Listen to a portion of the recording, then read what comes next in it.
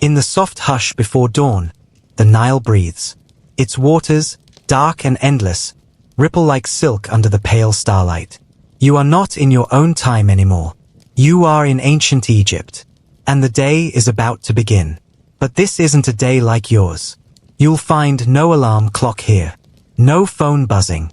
No coffee brewing. The only thing that stirs you from your bed, a woven mat on the floor of a mud brick home, is the distant, rhythmic beat of sandals on dirt and the bleating of goats outside. This is the Nile Valley, in the year 1400 BCE. Life here depends entirely on the river. It is not a feature of the land. It is the land. Egypt doesn't exist without the Nile. Every year, the river floods its banks, leaving behind thick black soil, Kemet, the black land, where crops will grow and cities will thrive. Without this rhythm, there is no bread, no beer, no life. Your village is a cluster of homes made from sun-baked mud. Brown, square, and plain.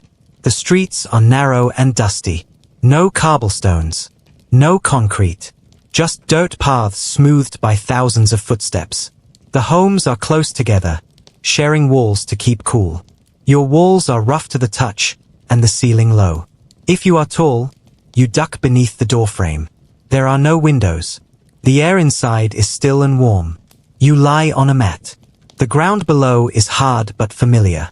A woven linen sheet, coarse and scratchy, covers you lightly.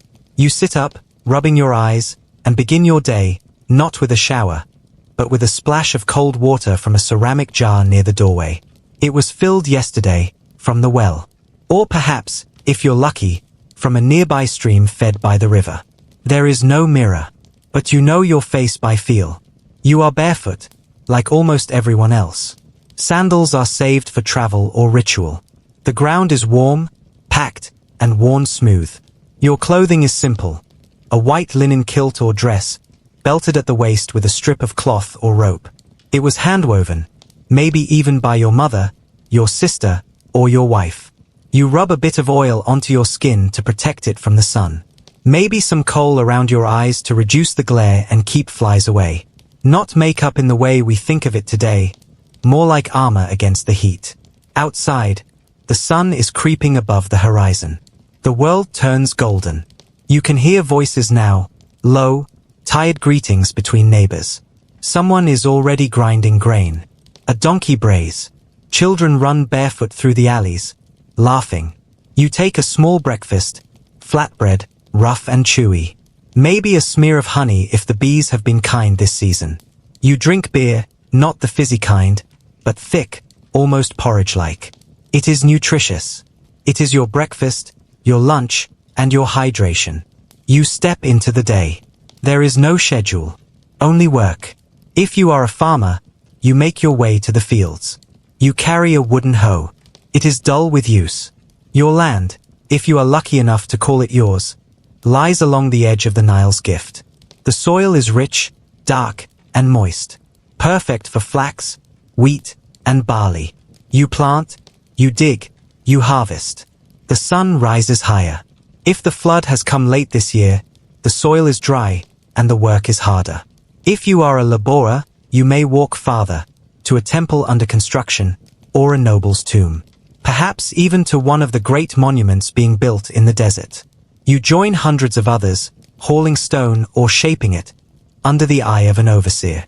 There are no unions, no safety rules, no shade. If you are a woman, you stay close to the home. You grind grain with a stone mortar, crouching for hours. You fetch water. You prepare bread. You care for the children. You tend to animals. Work is everywhere. There are no days off. The heat grows. Shade is precious. The houses stay cool, built with thick walls and small doors. You return inside for rest. A short nap, maybe. Then back to work. Always back to work. There is no clock to chase. The sun is the only measure of time. You know it's midday because your shadow disappears. As the sun sinks, the world softens again. The air cools. The dust settles. Evening brings brief respite. You sit with family or neighbors outside your door, watching the stars emerge. The same stars we see today, though you don't call them by the same names. You may speak of the gods, of Osiris and Isis, of Ra, who carried the sun across the sky in his boat. You may offer a prayer, or a song. You may speak of dreams, or say nothing at all. The world is quiet again. There are no lights, just fire. Maybe an oil lamp, flickering yellow on the wall. You lie back on your mat. The sounds of insects and the slow roll of the river return. The Nile whispers you to sleep. The next day will be much the same. And the next. And the next.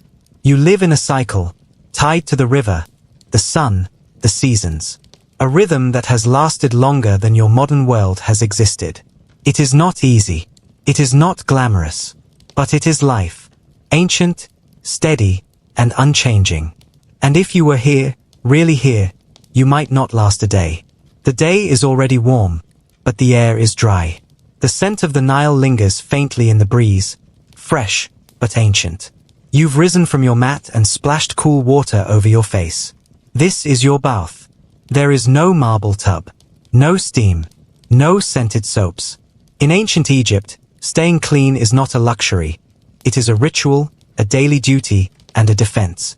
The Egyptians believed cleanliness pleased the gods. Priests shaved their bodies daily. Ordinary people, too, bathed often, not to feel refreshed, but to stay protected. The Nile provided the water, and the sun did the drying. You take a jar from its place in the corner of your home. It holds precious water fetched at dawn. You pour a little into your hands and rub your face, your arms, your feet. You use a smooth stone to scrub away the dirt. There is no soap, not as you know it, but sometimes oils are mixed with ash or natron, a naturally occurring salt, to clean the skin.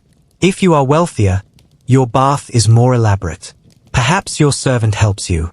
Perhaps you have scented oils, lotus flower, cinnamon, or myrrh. But for most, water and sunlight are enough. Linen clothes are washed often, but not with detergent. You kneel at the riverbank or over a basin. The cloth is soaked, beaten with a paddle, then left to dry in the sun. It stiffens, smells of dust, and carries the Nile's scent. Your hair, if you haven't shaved it, is short and dry. It gathers sand easily. Children's heads are often shaved except for a single lock. Adults sometimes wear wigs, made from human hair, beeswax, and plant fibers. These are not playful things. They're practical, worn to shield from the sun or for special events. You reach for your coal, crushed black galena, mixed with fat. You line your eyes carefully. This is not fashion. It is survival. Coal reduces the sun's glare and keeps flies away. It's medicine and magic, all in one. You are now ready to face the day. But ancient Egypt is not a clean place. Not by modern standards. Disease is a quiet companion, always nearby. The Nile provides water, but it also carries bacteria. Parasites lurk in standing pools. Mosquitoes hum where reeds grow thick. Flies gather near livestock and open waste. Toothaches are common. The bread you eat is coarse, full of grit from stone mills. Over time, your teeth wear down to stubs. Infections spread. No toothpaste. No dentists. Just prayers, herbs, and poultices. You know sickness not by science, but by story. Illness may be caused by evil spirits, or the wrath of a god. A spell may cure it, or a paste made from garlic, onions, and honey. You are not helpless. Egypt has medicine, some of the most advanced in the ancient world. The Ebers Papyrus, a scroll of over 20 meters long, contains hundreds of remedies. They are detailed, intricate, often effective. If you have a headache, your healer may mash sycamore figs into a paste. For stomach pain, castor oil or cumin tea. For burns, the white of an ostrich egg, mixed with milk. But if your condition worsens, if fever comes and does not leave, then the healer will whisper spells.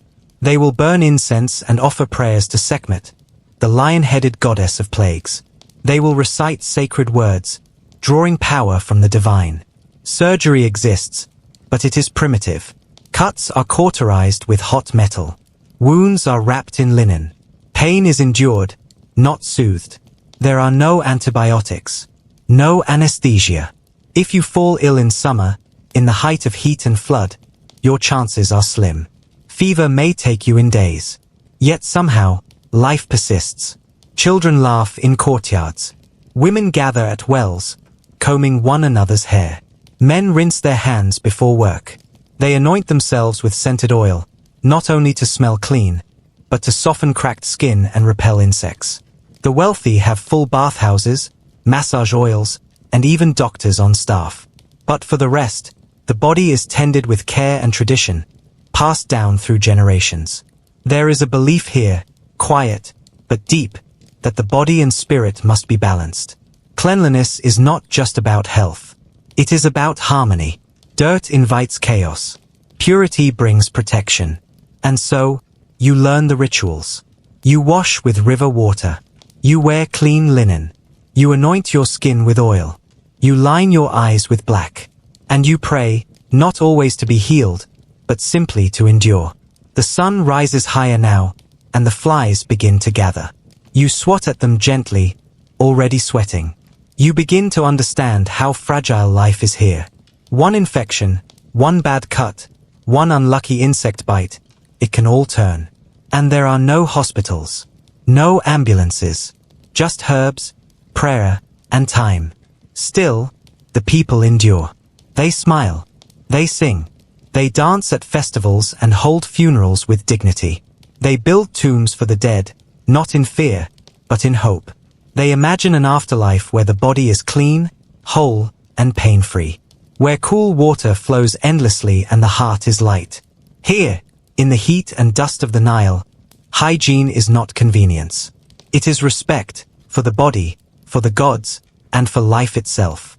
And as you step back inside your modest home, you understand what it means to care for your body, not as a machine, but as a vessel, sacred, simple, and deeply human. The light dims slightly as a small cloud passes overhead. The day continues. You've survived the morning. But ancient Egypt is not done testing you. Now talk about their food, drink and diet in ancient Egypt. Evening approaches in the Nile Valley. The air grows cooler, the sky turns amber, and the scent of firewood lingers softly in the breeze. You're tired now, a slow, aching tired. Not from stress or noise or 1,000 little screens, but from labor. From lifting, grinding, walking under the unrelenting sun. You've earned your meal. But what, exactly, do you eat in ancient Egypt? There are no supermarkets, no plastic wrappers, no menus. Your food is grown, caught, or baked, every step shaped by the river, the sun, and your own hands. The foundation of every meal, every day, is bread and beer. Bread is life here. It is more than food. It is sustenance, currency, offering. It feeds kings and laborious alike. To make it, you start with grain, emmer wheat or barley, grown in the rich black silt left behind by the Nile's flood. You thresh the stalks with a flail, long sticks swung in rhythm, separating grain from chaff. You winnow it, tossing it into the wind so the husks drift away. Then comes the grinding. You kneel beside a large stone slab, the quern, and press a handheld stone against it. You push, grind, push again, turning grain to coarse flour. It's a slow process, a full day's work just to feed a family. Your hands are dusty, your knees sore. The flour is rough and full of grit from the grinding stone, the same grit that will slowly wear down your teeth, year by year. You mix the flour with water and sometimes a bit of yeast from previous batches. If you're lucky, you add honey or dates for sweetness. You shape the dough into flat rounds or dense loaves. Then, into the oven, a clay dome heated by wood or dried dung. The smell is earthy, warm, familiar. Bread is not soft or fluffy.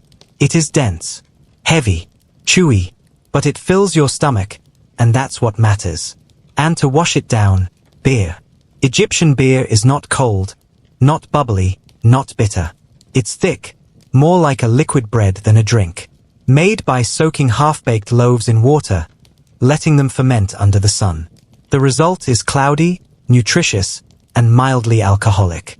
You drink it from clay jars through straws, to avoid the sediment that settles at the bottom. Even children drink beer. It is safer than river water and full of calories. In fact, beer is so central that workers on royal tombs are often paid in it. 5 loaves and 2 jars of beer was a common daily wage. Your body grows strong on these 2 things, bread and beer, day after day. But that's not all. There are vegetables, not many, but enough to vary the meals. Onions, garlic, leeks. They are pungent, but vital. Eaten raw or stewed. Believed to ward off illness. Workers chew them like medicine. Nobles eat them delicately, diced and soaked in oil. You may have lentils or chickpeas, dried and boiled for hours in a clay pot. Maybe cabbage or radishes, grown in small plots beside your home. Fruits come when the season allows. Figs, dates, pomegranates, and grapes. Sweet, rare treasures. A ripe fig, soft and bursting with sugar, is a joy. You savor it. There is meat, but not often. For the poor, meat is reserved for festivals, sacrifices, or funerals. You might occasionally catch fish from the Nile, tilapia, catfish, mullet, skewered and roasted. Or you may trap a duck or goose in the marshes, if you're lucky. The rich eat more: beef, lamb, roast duck, even crocodile or hippopotamus in rare cases. Their kitchens are full, staffed with servants and cooks. Their tables overflow. Yours is simpler. You may have a bit of dried fish, or a handful of beans, mashed with garlic and oil. Perhaps a stew, simmered all afternoon, thick with barley and root vegetables. You tear bread with your hands. There are no forks, no knives, only clay bowls and fingers. For dessert, not sugar, but sweetness. A cake of dates and nuts, mashed into a sticky loaf. A smear of honey on warm bread. Honey is sacred. It is offered to the gods, sealed in jars, and buried with the dead. Even in hunger, there is reverence. You eat slowly, with others. Family, friends, neighbors. Children climb on laps. Elders tell stories. The fire crackles. The night grows cool. There is no rush, no scrolling, no distraction. Just food, firelight, and company. You are full, not only with bread, but with quiet.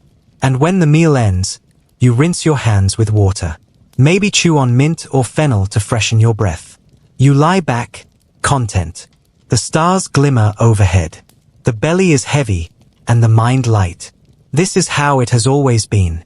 From the pyramids to the poorest mud-brick home, food binds the people of Egypt together. It fuels labor. It honors gods. It comforts the sick and the dying. And though famine still comes, in years when the flood fails, in most seasons, the land provides. And so, day after day, you eat bread. You drink beer. And you give thanks to the Nile, the soil, and the sun. Not for luxury, but for survival. And somehow, it is enough. What were there? Jobs, labor, and daily work in ancient Egypt. The sun has risen high in the sky, and the land of Egypt breathes slowly under its steady gaze. There is no clock to mark the hour, but the warmth on your skin tells you it is time. Time to begin the day's work, not as a soldier, nor a king, but as a person of the land, one of millions who sustain the kingdom through hands, sweat, and devotion. Egypt is not a place of idleness. Every citizen has a role, and every role matters. Whether you are born by the banks of the Nile or inside the painted walls of a palace, your days are filled with motion. Let us begin. Life of the farmer. If you are a farmer, your days begin before the sun. You rise from your reed mat, eat a small meal, maybe some bread, a fig, and beer, and walk barefoot to the field. Your feet know the path even in the dark. You do not own this land. It belongs to a noble, or perhaps the temple. But you work it as if it were your own, for the grain you grow feeds your family and the kingdom. The year is divided by the river's moods. When the Nile floods, you rest. When it recedes, you sow. When the crops ripen, you harvest with haste. You drive a wooden plough pulled by oxen. You scatter seeds by hand. You stoop to weed the rows. You sing songs to pass the hours. The sun is your companion and your challenge. Your tools are simple. A sickle made of flint set in wood. A hoe. A basket. When harvest comes, it is a frenzy. You cut the wheat and pile it high. It is threshed by the hooves of animals, then winnowed. A portion goes to the landowner, another to the temple. You keep what you can. Still, famine is always near. If the Nile fails, the land dries and cracks. The soil turns to dust. You watch the sky and pray. The artisan's workshop. If you are an artisan, you live in a village like Deir el Medina, a place built for craftsmen near the Valley of the Kings. Your craft is your pride. You may be a mason, shaping limestone for tombs. A sculptor, carving gods from alabaster. A painter, grinding pigments from ochre and malachite. Or a carpenter, forming furniture with copper tools and patient hands. Each item you make is more than function. It is sacred.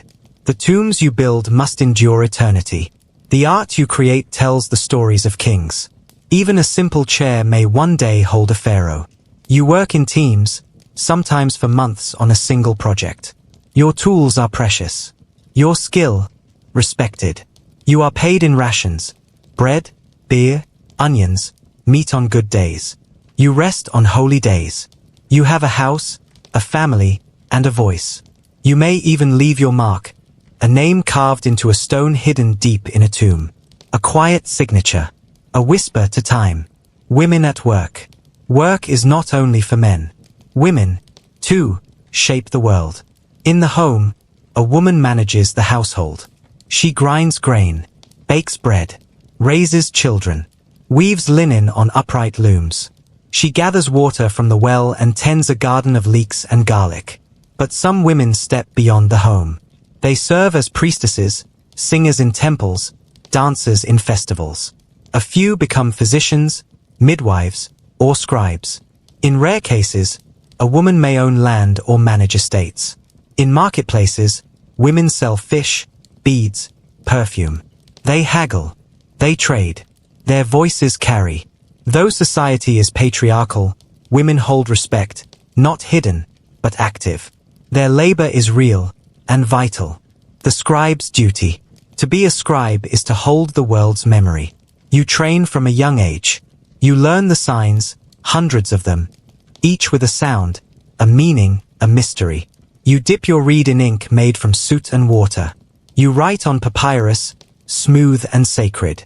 Your job is to record harvests, taxes, temple rituals, royal decrees. Nothing is official until it is written. You do not work with your hands like a farmer, but your task is no less demanding. You carry the weight of knowledge. You wear a white linen kilt. You sit cross-legged with a scroll on your lap. Your words flow from brush to page. You are respected, even envied. For in a world where most cannot read, you shape reality. Builders and laborious. If you are a builder, your body is your tool. You haul stone blocks up ramps. You dig foundations in the sand. You stack bricks, one by one, day after day. The pyramids, the temples, the statues, they rise from your labor. You may work for the king or the temple. You are fed and housed. Your labor is organized into shifts. Foremen shout instructions. Scribes track your attendance. You sweat beneath the sun. Your muscles ache, but your work endures. Contrary to myth, you are not a slave. You are a citizen, doing state labor, often seasonally, when farming rests. You sing work songs. You joke. You endure. Priests and sacred labor. In temples, work takes a different shape. You rise before dawn. You bathe, shave, dress in clean linen. You enter the temple barefoot. You light incense. You wash the statue of the god. You present offerings, bread, meat, beer, flowers. You speak the sacred words. You guard the mysteries. Priests are not idle. Their duties are physical and spiritual. They study, perform rituals, oversee property, manage temple workers. The temple is a world of its own, a house of God, a bank, a school, a refuge. Your life is bound by purity. You eat special food. Abstain from certain acts. Live by a strict calendar. The gods do not demand wealth. They demand order. Mat. And your work preserves it. labor in death. Even in death, there is work. Embalmers wash and anoint the dead. They remove organs, dry the body with natron, wrap it in linen. Painters decorate the tomb. Scribes write spells. Laborers carve burial shafts deep into the earth. Each step must be perfect. For the afterlife is long, and the soul needs tools, prayers, and protection. Death is not an end. It is a transition, prepared by the hands of the living. As night begins to fall, the work slows. Tools are set down. Fires lit. Bread broken. The labor of the day is finished, but never truly ends. For in Egypt, each task echoes through time. A field tilled today will feed tomorrow. A stone carved now will stand for centuries. A word written will speak forever. This is life in ancient Egypt. A life of work. A life of meaning. A life remembered. Certainly. Let's begin religion, gods, and daily spirituality in ancient Egypt. The stars still linger in the sky. The air is cool, quiet. The Nile breathes mist across the land. Before even the farmers stir, before the first hawk cries over the desert cliffs, there is already motion in the great temples of Egypt. In the darkness, the priests rise. They wash. They shave. They wrap themselves in white linen, not for warmth, but for purity. They do not speak. Not yet. Not until the rites begin. The gods are waiting. The world of the gods. To understand Egypt, you must understand that it was not just a kingdom of land and stone. It was a kingdom of gods. Everything, from the flood of the Nile to the flicker of a candle, had divine meaning. There were gods of creation, gods of the harvest, gods who guided the dead. There was Ra, the sun god, who sailed across the sky by day and battled serpents in the underworld by night. There was Osiris, god of the dead, who once ruled the world of the living. There was Isis, the healer, the protector, the queen of magic. Horus, the falcon-eyed avenger. Thoth, who wrote the laws of the universe. Anubis, jackal-headed guide of souls. Sekhmet, lioness of wrath and war. Atha, goddess of joy, music, and mothers. And hundreds more, local gods, household gods, deified animals and spirits of the air, the river, the flame. The Egyptians were not confused by this multitude. They saw the divine as layered, like reflections on water, each god a different face of the great power behind all things. This divine power was called Mat. Mat, the heart of spiritual life. Mat was more than a goddess. She was the principle of order, truth, and balance. She kept the stars aligned, the Nile flowing, the seasons turning. She was justice and morality. Every citizen, from peasant to pharaoh, was bound to uphold her. To violate Mat, to lie, to cheat, to commit violence or disrespect the gods, was not just a crime. It was a crack in the very foundation of the world. This is why rituals mattered. Why prayers were whispered with care. Why even simple daily tasks, offering bread, pouring water, were seen as sacred acts. Life in Egypt was not separate from religion. It was religion. Mourning in the temple. Let us return to the temple. A great gate, carved with sacred texts, opens silently. The rising sun sends shafts of golden light through the columned halls. The priests move like shadows. They carry incense, myrrh, frankincense, kaifi, and the air begins to shimmer with scent. They carry bread, beer, figs, meat, flowers.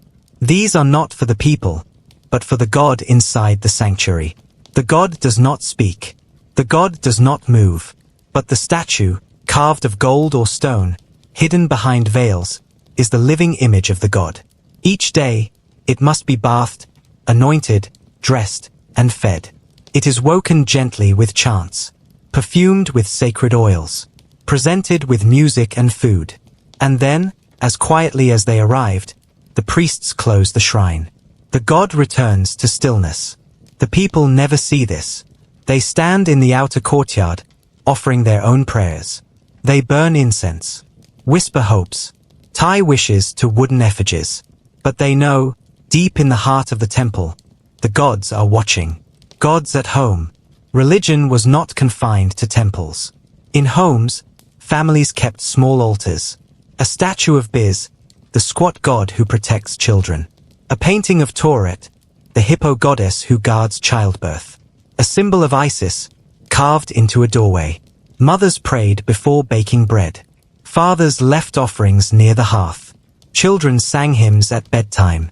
In villages, people wore amulets, tiny charms of gold, stone, or faience, to ward off sickness or misfortune. They consulted oracles. They told stories of the gods by firelight. A fisherman might whisper to Sobek, the crocodile god, for safe passage on the river. A merchant might call on Thoth to bless his accounts. A young woman might pray to Uther for love. The gods were not distant. They walked among the people, unseen but felt. Festivals and public rituals. Several times a year, the gods left their temples, not in person, but in sacred barks carried on the shoulders of priests. These were festival days. Crowds gathered. Music played. Dancers spun in circles. Bread was thrown from temple steps. Animals were sacrificed. Wine flowed. One of the greatest was the Opit festival, when the statue of Amun-Ra was taken from Karnak to Luxor in a grand procession, reuniting gods and renewing royal power. Another was the beautiful festival of the valley, when families visited the tombs of their ancestors, sharing meals with the dead and decorating graves with flowers. Even the poor participated, cheering, feasting, catching glimpses of the divine. In Egypt, religion was not only solemn, it was joyous. Death and the afterlife. But perhaps no part of Egyptian religion is more famous, or more misunderstood, than their obsession with death. To the Egyptians, death was not the end. It was a journey, a transformation. When someone died, their body was washed, wrapped, and placed in a coffin with care. But that was just the beginning. Their heart would be weighed in the hall of judgment by Osiris, balanced against a feather, the symbol of Mat. If the heart was heavy with wrongdoing, it was devoured by Amit, the soul eater. If it was light, the soul passed on to the field of reeds, a perfect version of Egypt, where the sun always shone and the crops never failed. To help them, the dead were buried with amulets, spells, and the Book of the Dead, a guidebook for the soul. Tombs were painted with scenes of joy, fishing, dancing, farming. For they believed the soul could live these moments again. Death, to them, was not darkness. It was hope, magic and the invisible world. Beyond gods and temples, Egypt was alive with magic, or Hika, as they called it. Magic was not superstition. It was a force, woven into the universe. The gods used it to create the world. Humans used it to survive. There were spells for healing, for childbirth, for warding off snakes and nightmares. Priests and wise women mixed herbs, drew symbols, spoke ancient names. Names held power. To know the true name of a thing, or a god, was to control it. One story tells how Isis tricked Ra into revealing his secret name, giving her power over life and death. Hika was medicine, prayer, poetry, and science all in one. Even pharaohs used magic. In tombs, we find wands carved with lions, knives shaped like cobras, figurines to battle demons. In Egypt, the world was not divided into natural and supernatural. It was all one, visible and invisible threads of the same fabric. The role of the pharaoh. At the center of all this was the pharaoh.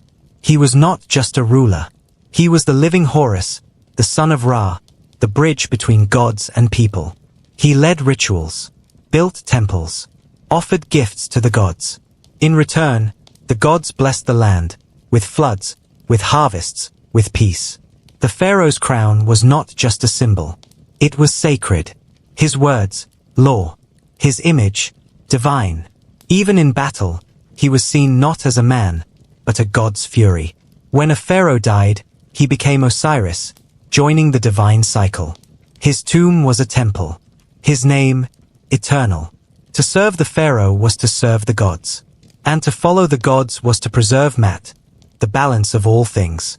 Religion for the common soul. Yet for all the grandeur of temples and tombs, most Egyptians lived simple lives. They prayed not for power, but for protection. For their children, their harvest, their health. They left letters to the dead, asking for help. They sang hymns while grinding grain. They feared the evil eye and trusted in amulets. Their religion was not only about gods. It was about connection, to each other, to the land, to the rhythm of the cosmos. It was a world of cycles. The sun rose, the Nile flooded, the stars returned, the soul endured. Night falls. Now, as the sun sets behind the western desert, the sky burns red, then darkens. The temples close. The statues sleep. The priests return to their homes. A mother lights a lamp before a tiny shrine. A fisherman thanks the river for its gifts. A child listens to a story of Isis and Osiris, eyes wide with wonder. Overhead, the stars begin their ancient dance. Orion rises. Sirius gleams. The gods are still watching. And in this quiet moment, Egypt breathes again, not only as a land of pyramids and stone, but as a living soul wrapped in prayer and promise. Art, beauty, and the aesthetics of life and death in ancient Egypt. Night has embraced the land of Egypt once more. The stars blink gently above the slow current of the Nile, and the air cools with the hush of twilight. But even now, as shadows stretch over temples and tombs, Egypt does not slumber in silence. No, this is a kingdom that speaks, through color, form, and the eternal artistry of stone and pigment. To understand ancient Egypt, we must see it not only through the lens of kings and labourers, priests and scribes, but through the very art they left behind. Because to the ancient Egyptians, art was not merely decoration. It was sacred. It was function. It was eternal. Let us wander through galleries of time. Let us observe the brush strokes of immortality. Let us see how Egypt carved its soul into beauty. A world of symbolic order.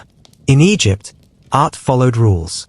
These rules were not about creativity, but about clarity, about ensuring that what was drawn would last forever, and be recognized in both this world and the next. Figures stood in composite view, heads in profile, eyes forward, torsos twisted to show the chest, legs again in profile. This was not an error, it was perfection. Each part was displayed in its most recognizable angle. It was a form of spiritual honesty. Scenes were divided by registers, horizontal lines like comic strips, each one a snapshot of life or the afterlife. Gods were bigger than humans. Pharaohs bigger than priests. Servants often shown in motion, smaller, busier. Color was not realism, but meaning. Green was rebirth. Red, chaos or vitality. Blue and gold, divinity. Black, fertility and the life-giving silt of the Nile. Every brushstroke spoke truth. Every statue held eternity. Tomb art, preparing for the afterlife. Nowhere was art more crucial than in the tomb. A tomb was not a place of mourning, but a house for the afterlife, filled with images to nourish and protect the soul. Walls bore painted scenes of the deceased farming, fishing, feasting, loving. Not memories, but promises. What you paint becomes. If a tomb painting showed servants bringing bread, the soul would receive bread forever. If it showed oxen plowing fields, those fields would be eternal. Art was magical. Art was functional. Art was forever. In the Valley of the Kings, artisans toiled in darkness, carving vast corridors and chambers, then painting them in jewel tones. Gods greeted the dead. Spells guarded the soul.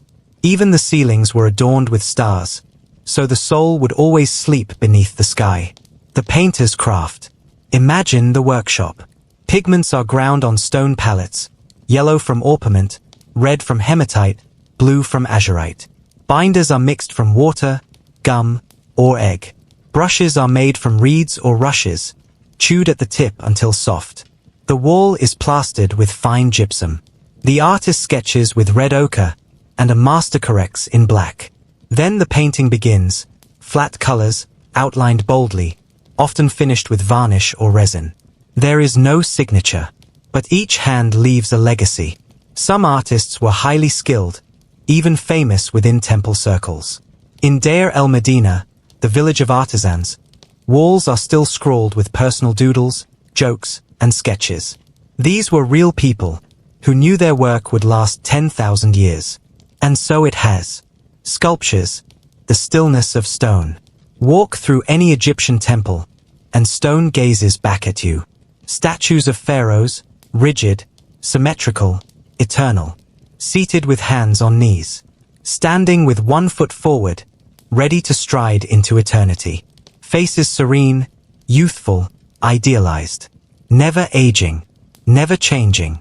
Statues of gods, animal heads and human bodies, carved with power. Eyes inlaid with crystal.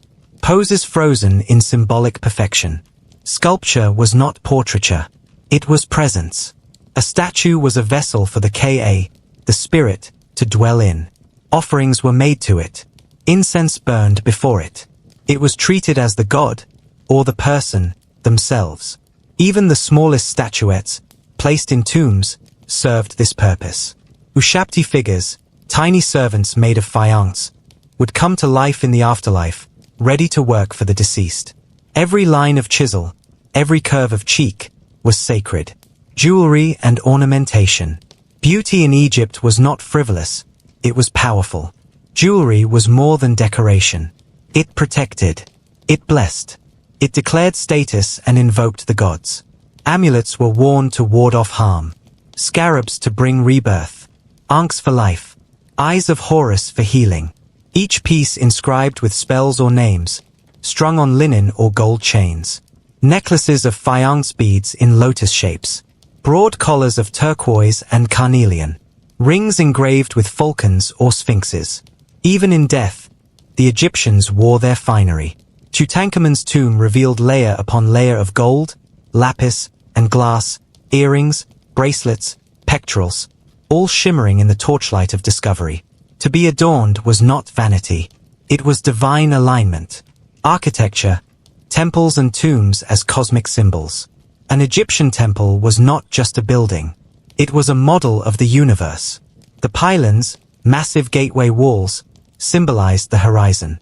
The hypostyle hall, with its forest of columns, represented the marshes of creation. The inner sanctuary, dark and silent, was the primeval mound where the god appeared. Every wall, every lintel, carved with ritual texts and divine scenes. Tombs, too, were symbols. The pyramids mirrored the rays of the sun.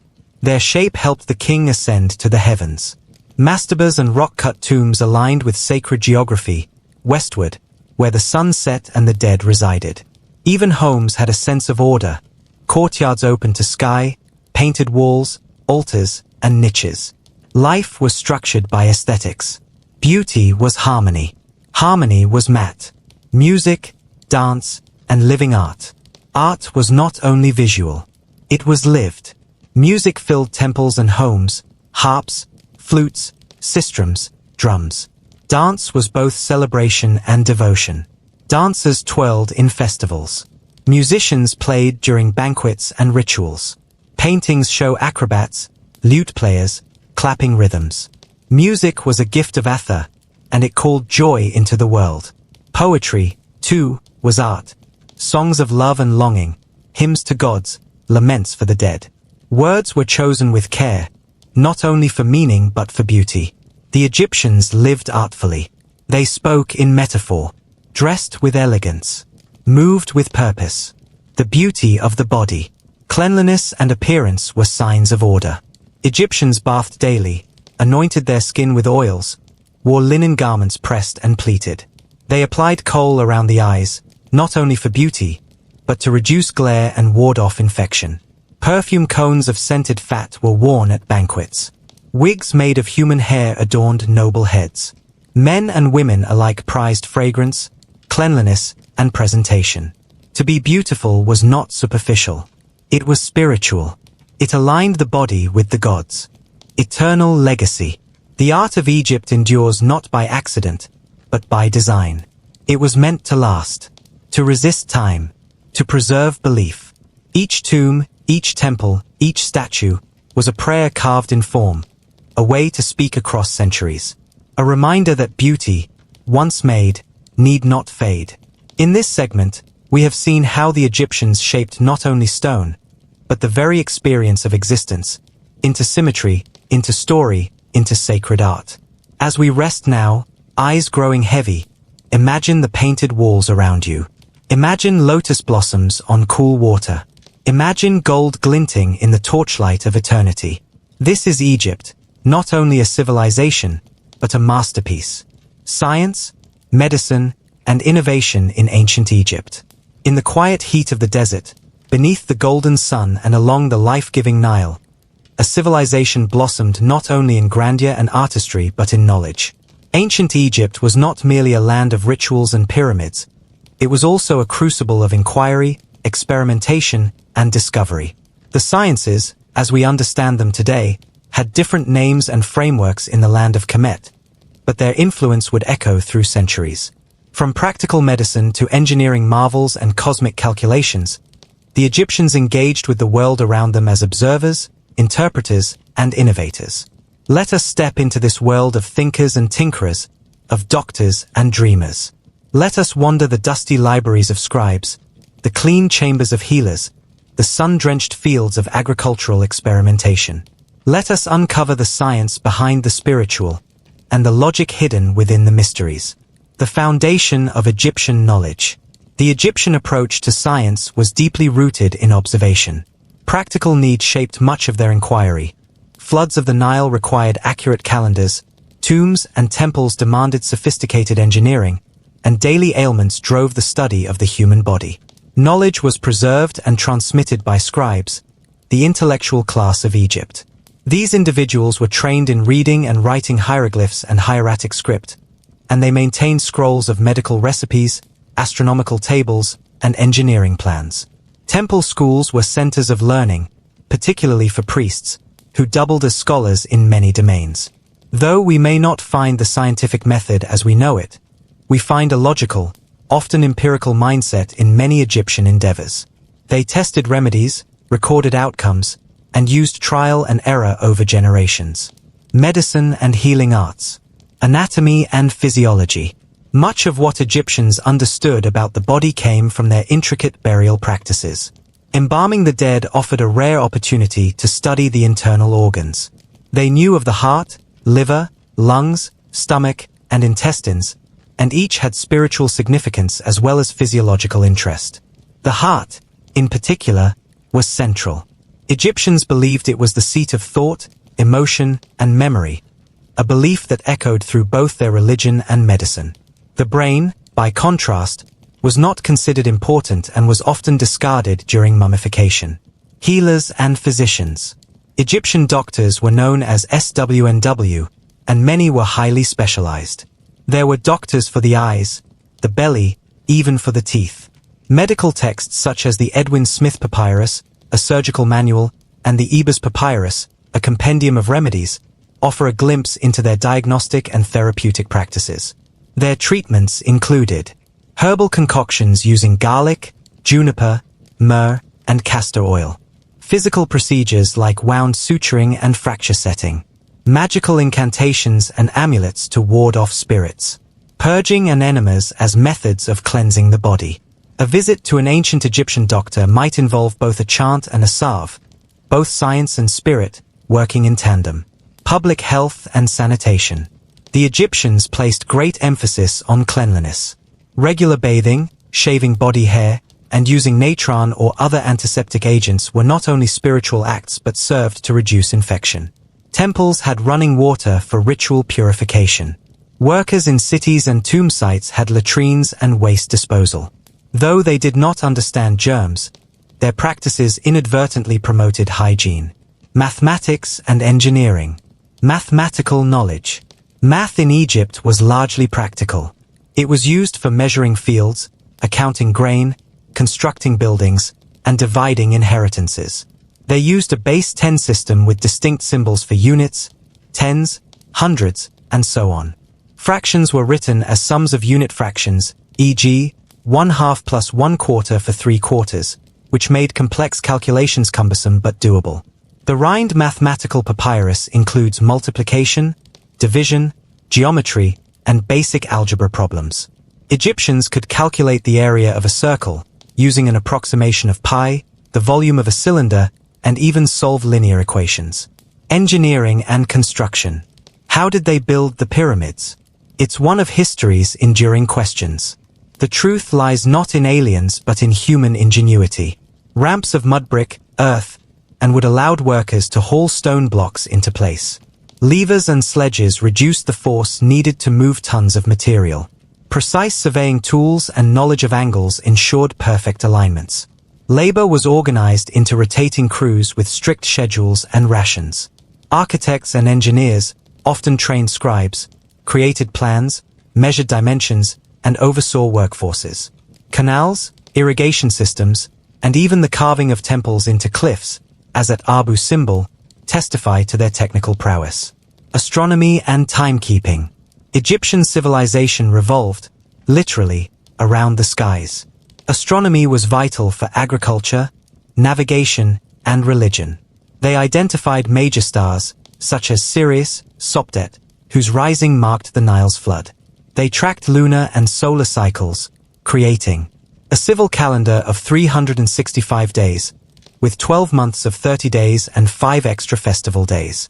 A lunar calendar for religious observances. Star clocks and sundials for timekeeping. Temple ceilings, like those in Dendera, show celestial diagrams with zodiac signs and star charts.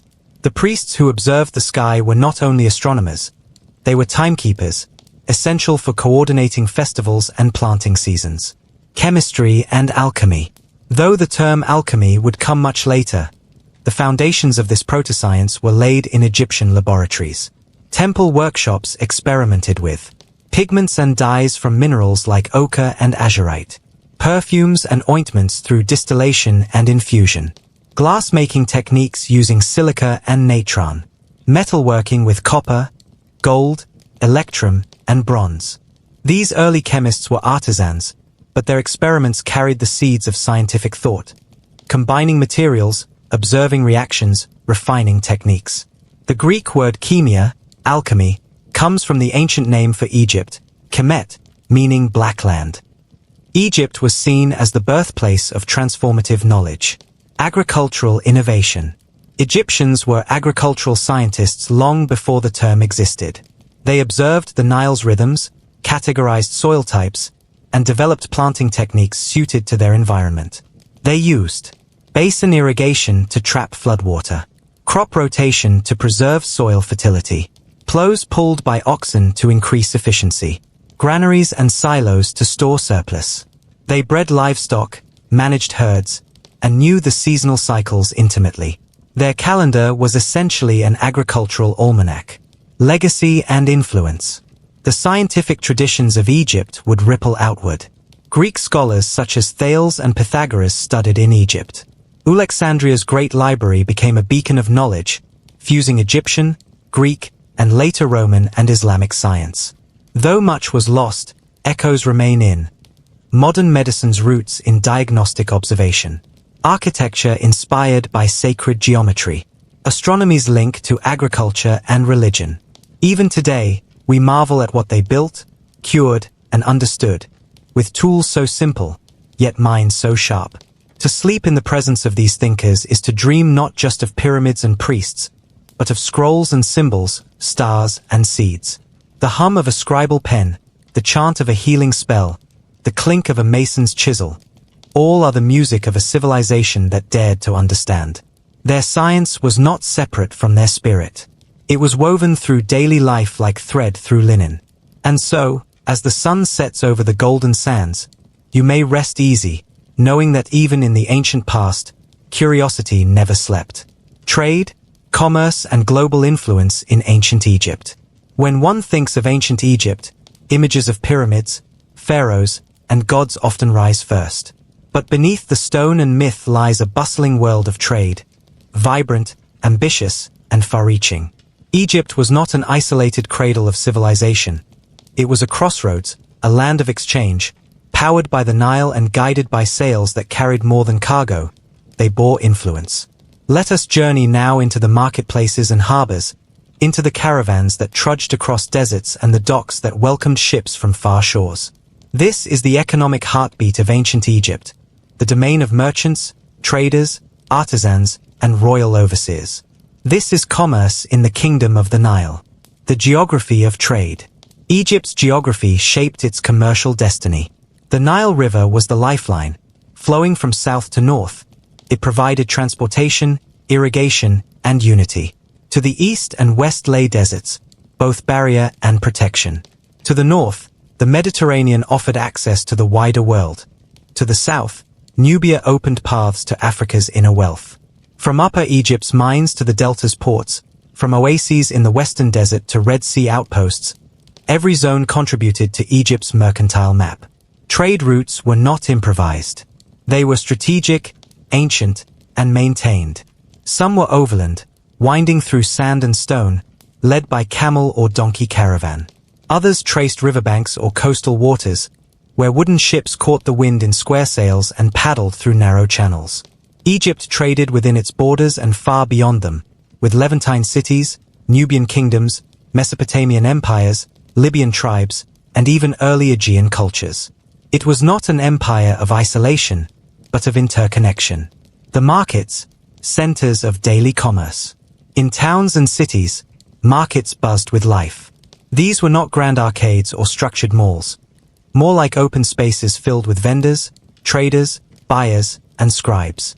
Goods were spread on mats, measured in baskets or weighed with stone counterweights. You could buy grain, vegetables, fish fresh from the Nile, linen cloth, pottery, copper tools, jewelry, oils, perfumes, and even magical amulets.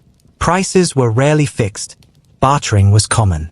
You offered garlic for sandals, or traded a basket of dates for a bronze knife. Money, as we know, it didn't exist in early Egypt.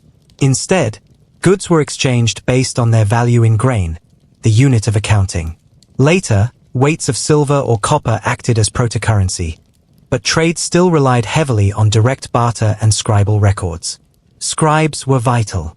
They recorded transactions, tracked tax dues, and ensured fair weights.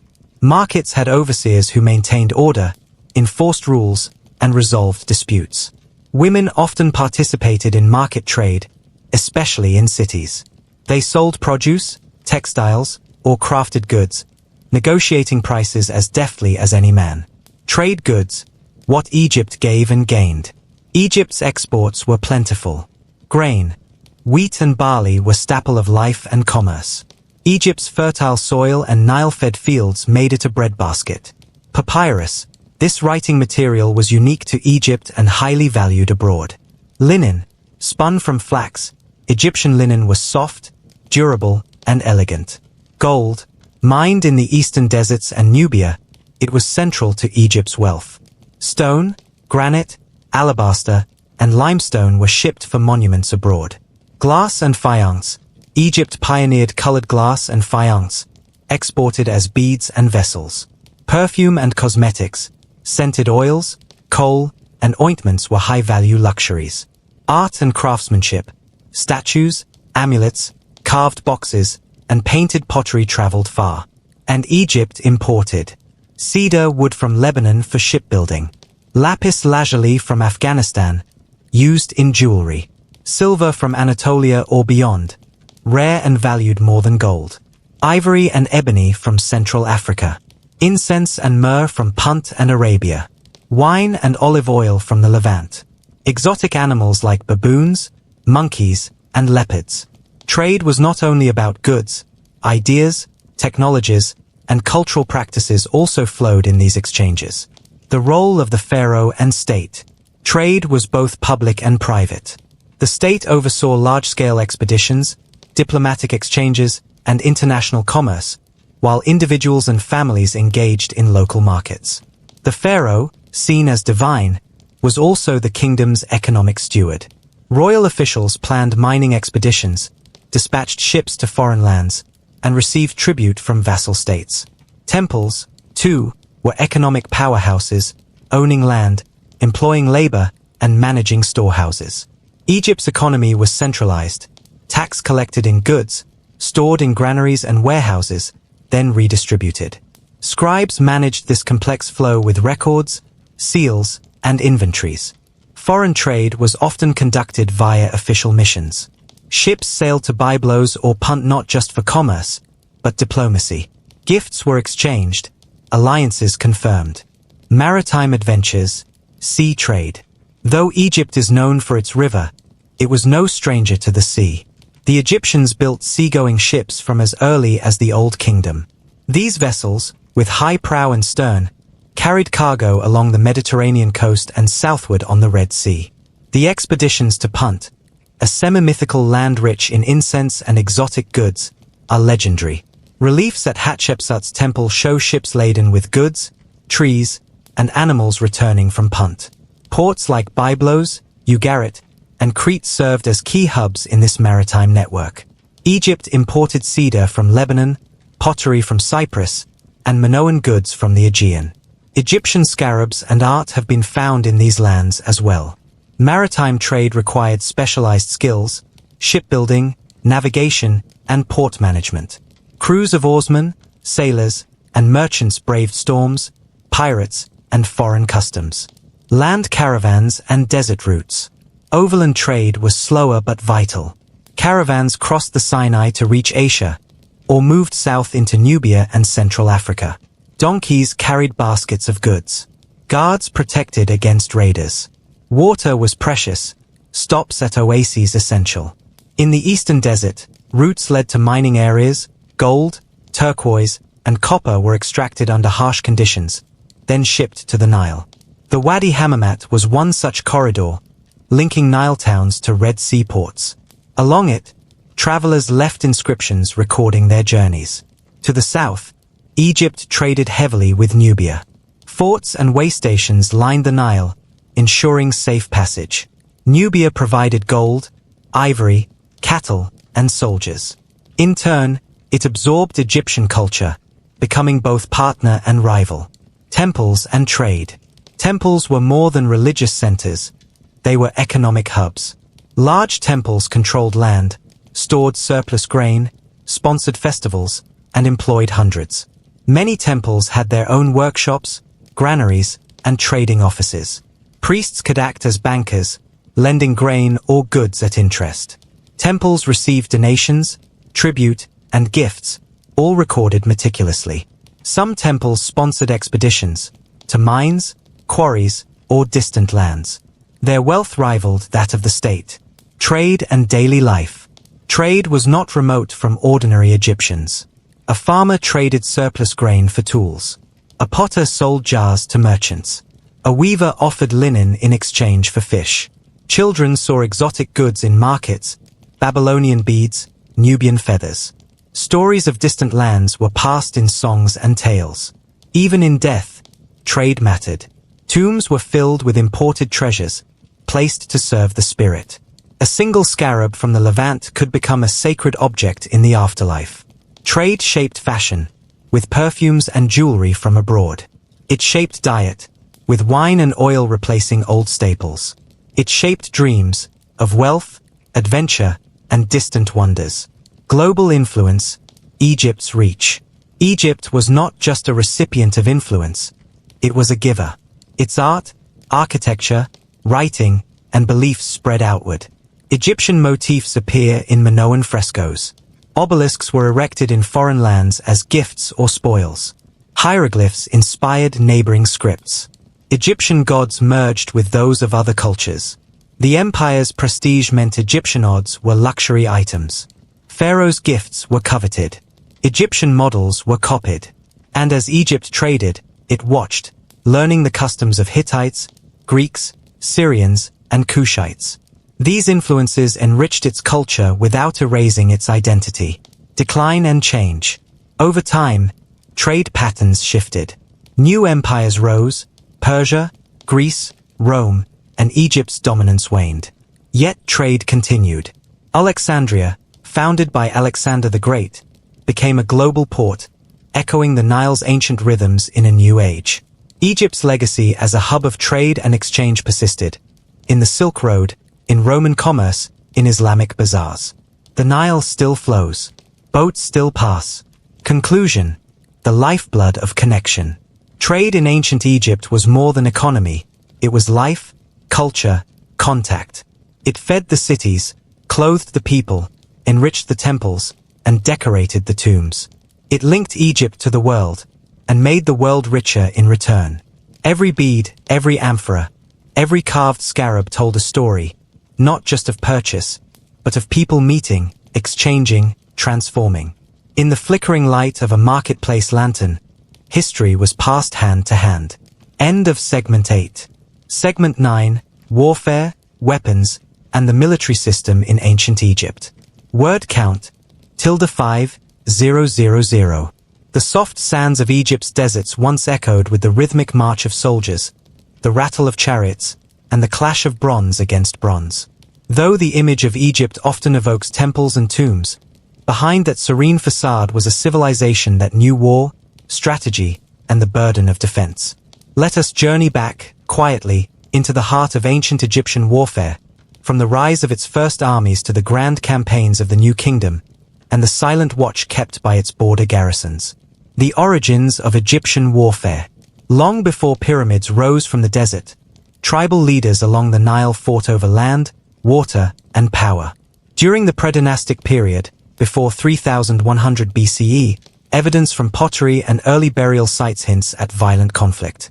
Flint-tipped arrows, mace heads, and battle scenes drawn on ceremonial palettes show that warfare was ingrained in the emergence of power.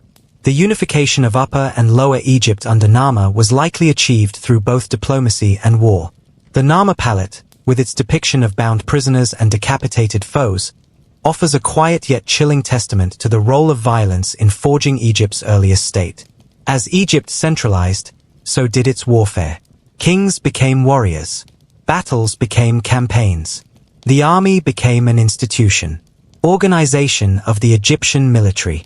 By the Old Kingdom, circa 2686 to 2181 BCE, Egypt had a loosely organized military. Local governors could call up militias, and the pharaoh maintained elite palace guards. Most soldiers were conscripted peasants, trained just enough to serve in defense. It wasn't until the Middle Kingdom, circa 2055 to 1650 BCE, and especially the New Kingdom, circa 1550 to 1070 BCE, that Egypt formed a standing army. The military was organized in hierarchical ranks. Commander-in-chief, often the pharaoh. Generals, often of noble birth, some even royal. Standard-bearers, led divisions. Captains and officers, responsible for discipline. Regular soldiers, footmen, archers, charioteers. Divisions were often named after gods, the division of Amun, division of Ptah, etc. A division could include thousands, with logistics officers, supply wagons, and support units. Soldiers were recruited from among the population but also included Nubians, Libyans, and mercenaries from Syria and Canaan. Weapons and armor.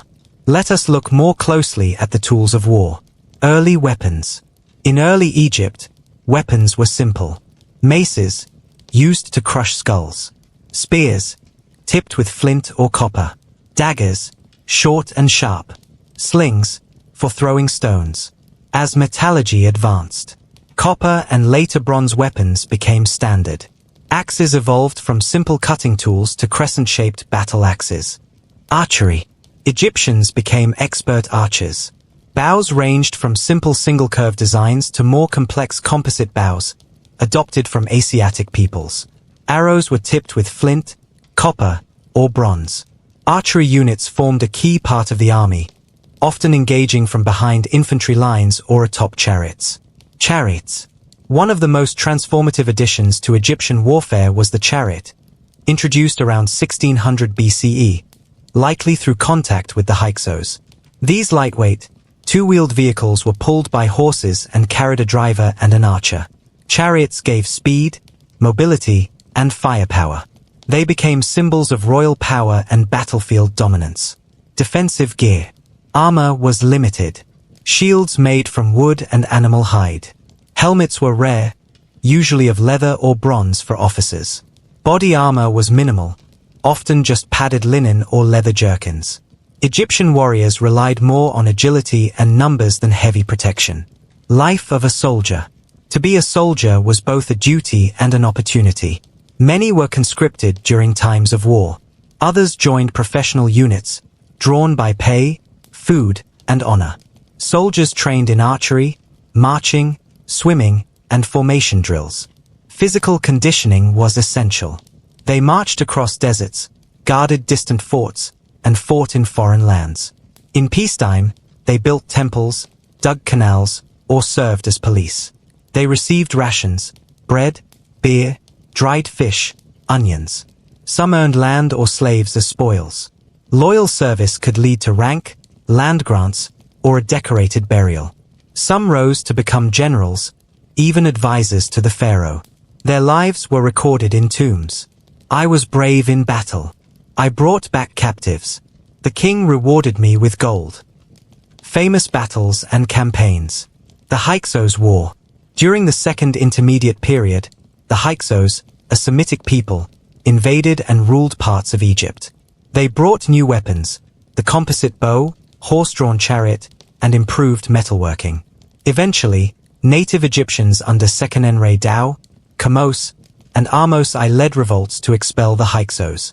This campaign unified Egypt once more and began the new kingdom. Battle of Megiddo, circa 1457 BCE. One of the first battles in recorded history with a detailed account. Led by Thutmose III, Egypt faced a Canaanite coalition.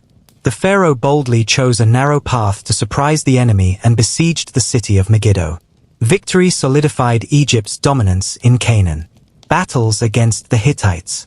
During Ramesses II's reign, Egypt fought the Hittites for control of Syria. Battle of Kadesh, circa 1274 BCE, the most famous chariot battle in history. Though tactically inconclusive, both sides claimed victory. A peace treaty followed, one of the earliest surviving international treaties, inscribed on stone. Libyan and Sea Peoples invasions. Late in the New Kingdom, Egypt faced waves of invaders. Libyans attacked from the west. Sea Peoples, a mysterious group from the Mediterranean, threatened the delta. Ramesses III repelled these invasions, as shown on the walls of Medinet Habu. His navy ambushed enemy ships in a rare ancient naval battle. Fortresses and military architecture. Defense was not only a fence. Egypt built fortresses to protect its borders. The Nubian fortresses, built during the Middle Kingdom along the Nile's southern reaches. Massive mud-brick structures with walls, towers, and gates. Examples: Buhen, Semna, and Shalfak. Eastern forts guarded the Sinai routes. Part of the Ways of Horus, a chain of outposts with wells and depots. Inside these forts lived soldiers, scribes, traders, and families. They were self-sustained communities in distant lands. Mercenaries and foreign troops. Egypt was not alone on the battlefield. It hired and absorbed foreign soldiers. Nubians, famous for archery. Libyans, rugged desert fighters. Shiaden and other sea peoples, fierce warriors turned royal guards. These groups fought under Egyptian command, often rewarded with land. Over time, foreign troops became integrated into society. Some settled in border towns, married locals, and adopted Egyptian customs. Symbolism and divine warfare. War was never merely practical. It was divine. The pharaoh was not just a king. He was a warrior of the gods. Campaigns were sanctified, victories ordained by Amun, Horus, or Montu, god of war. Victory scenes were carved into temples. The king smiting enemies with a mace. Gods granting swords. Foreigners groveling under royal feet. These were not just art. They were propaganda and ritual. They affirmed the world order. Egypt triumphant, chaos subdued. End of Egypt's military might. Over time, Egypt's military declined. Internal strife weakened central control. Foreign dynasties, Libyans, Nubians, Persians, ruled parts of Egypt. Eventually, the armies of Alexander the Great marched in. The Ptolemaic period saw a Hellenized military. The Roman era absorbed Egypt into its imperial structure. But echoes remained. Ancient Egyptian warfare, though transformed, left a legacy of tactics, treaties, and triumphs. Closing reflections. The soldiers of Egypt rarely wore armor, but they wore purpose. They marched across sand and river, serving kings and gods alike. They built, fought, and protected a land that rose like a lotus from the Nile. Their names are forgotten, but their deeds are carved in stone. Their battles may have ended, but the silence after them still whispers. In every temple wall, in every arrow tip buried in sand, there is a memory. A story of Egypt, not just in peace, but in war. Agricultural life and seasonal rhythms in ancient Egypt. The Nile. It was more than a river. It was the lifeblood of Egypt. Flowing in rhythms as eternal as the stars, its annual flooding gave rise to one of history's most enduring civilizations. Without the Nile, there would be no Egypt. And at the core of Egyptian life, beneath the grandeur of pyramids and divine temples, lay something simple and universal: agriculture. In this segment, we explore the heartbeat of Egyptian civilization, its agricultural life. From the rituals surrounding planting and harvest to the tools of farmers and the sacred timing of the seasons, this chapter reveals the delicate harmony between people, nature, and the gods. The gift of the Nile. Herodotus once called Egypt the gift of the Nile, and rightly so. Each year, the river would overflow its banks, bringing silt-rich waters that nourished the soil. This predictable rhythm made agriculture sustainable and abundant. Inundation, at the season of flooding, typically from July to October. Fields were submerged and enriched. Emergence, Paret from November to February, waters receded, and the land was plowed and sown. Harvest, Shimu from March to June, crops were gathered in a flurry of work, gratitude, and ritual. This agricultural cycle was as sacred as it was practical, tied closely to the worship of deities like Hapi, Osiris, and Isis. Agricultural techniques and tools.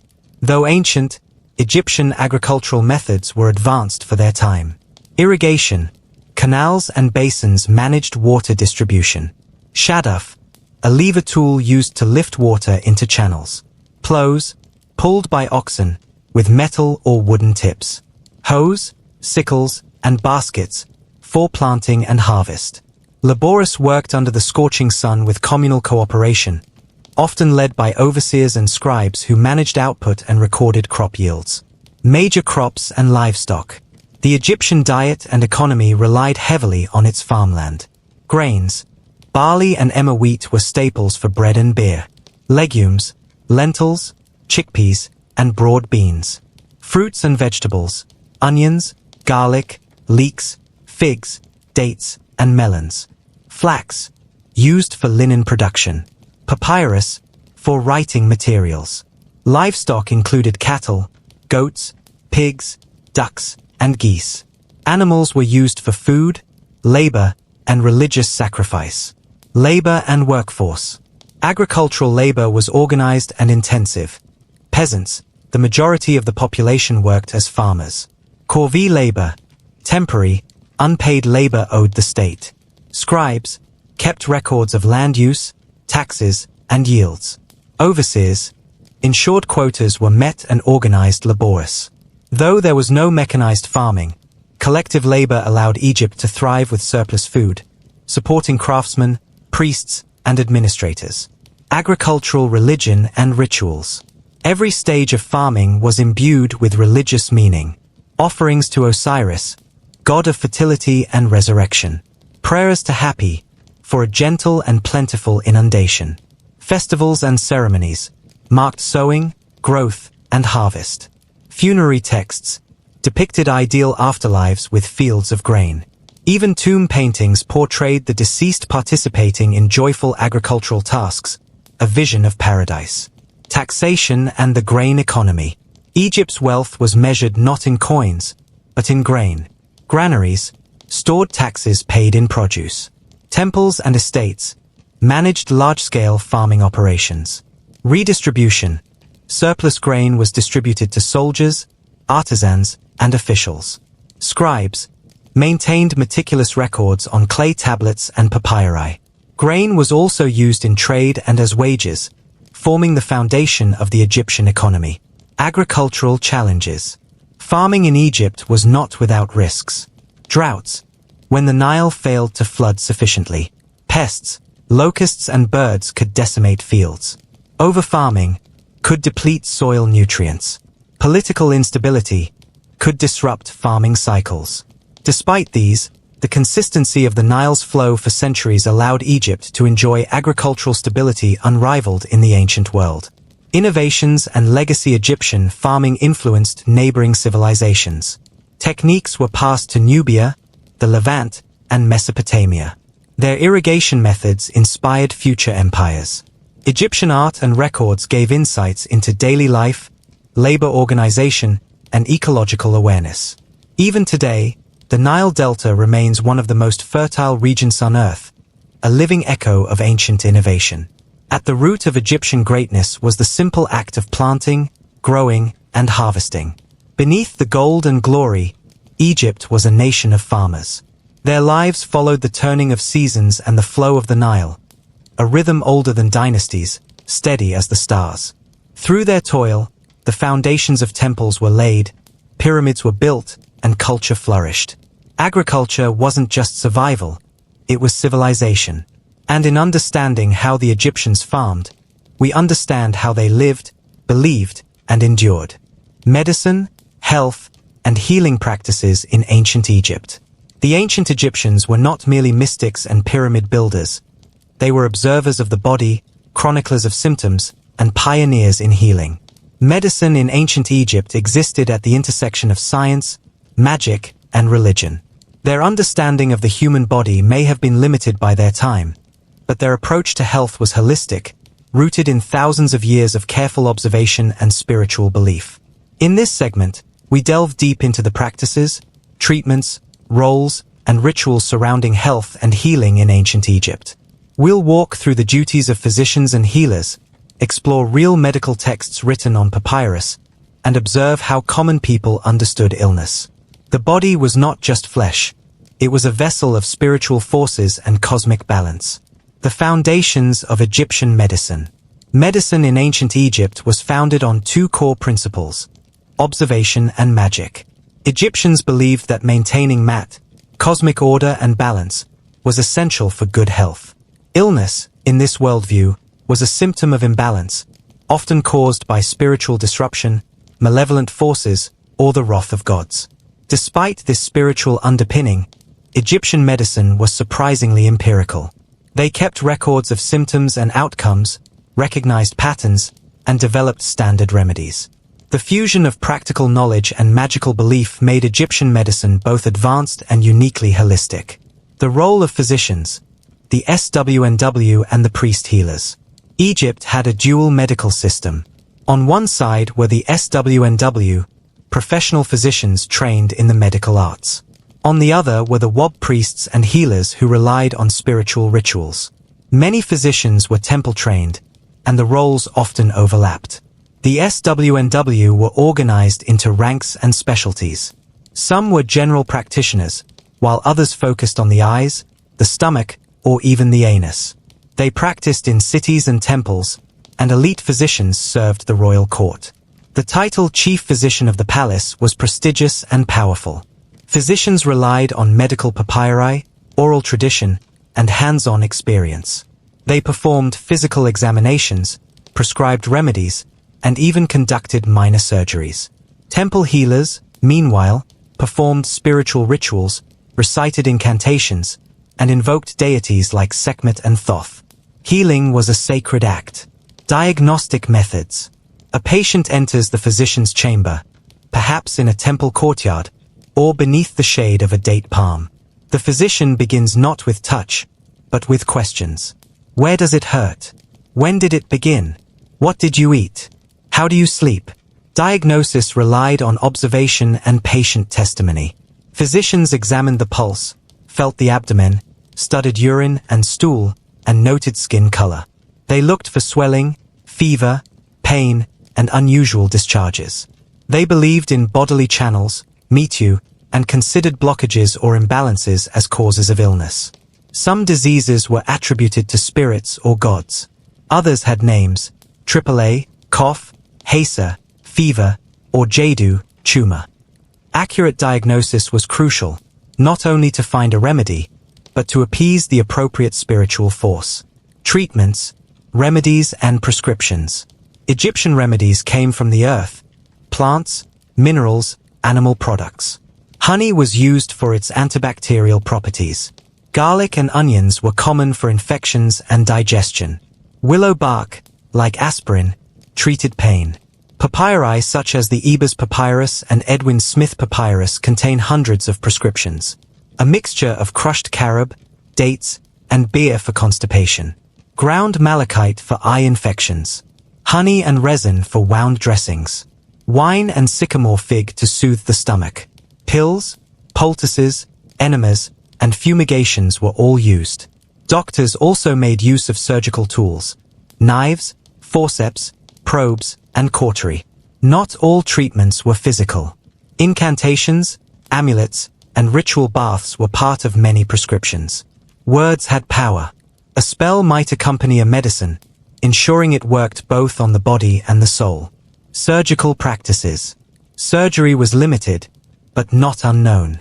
The Edwin Smith papyrus, dated to around 1600 BCE, is a surgical treatise detailing head injuries, fractures, wounds, and tumors. It includes instructions for stitching, bandaging, immobilizing limbs, and draining abscesses. Though there was no anesthesia as we know it, patients may have been sedated with alcohol or opium derivatives.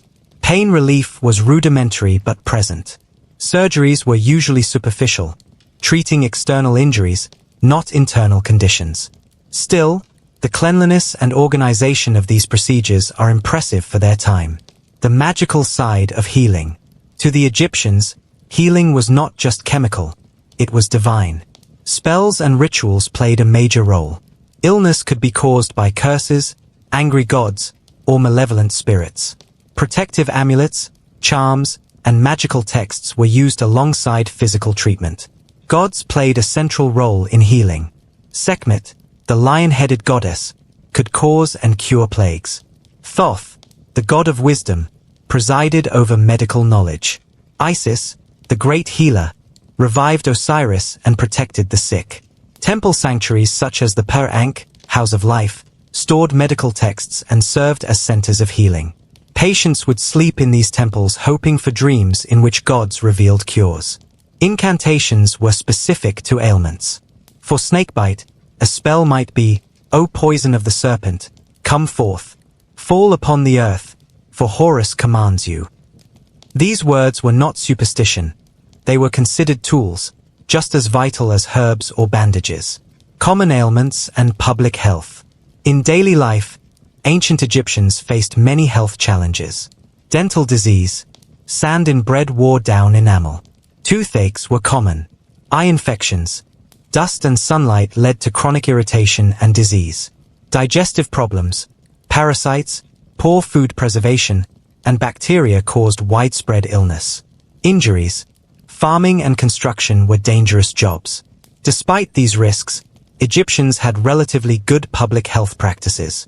Cities had drainage channels. People bathed daily, often with natron or soap-like clay. Linen clothing and shaved heads helped reduce lice and fleas. Pregnancy and childbirth were significant health events. Midwives, not doctors, assisted labor. Amulets and spells protected mothers and infants. Fertility rituals were widespread. Children received rudimentary care. Illness was common and infant mortality high, but families did what they could. Healing temples and ritual centers. Some temples specialized in healing. The Temple of Kom Ombo, for instance, was dedicated to Sobek and Horus the healer. Its walls depict surgical tools, some still recognizable today. The Temple of Edfu and the sanctuaries at Abydos were known for dream healing.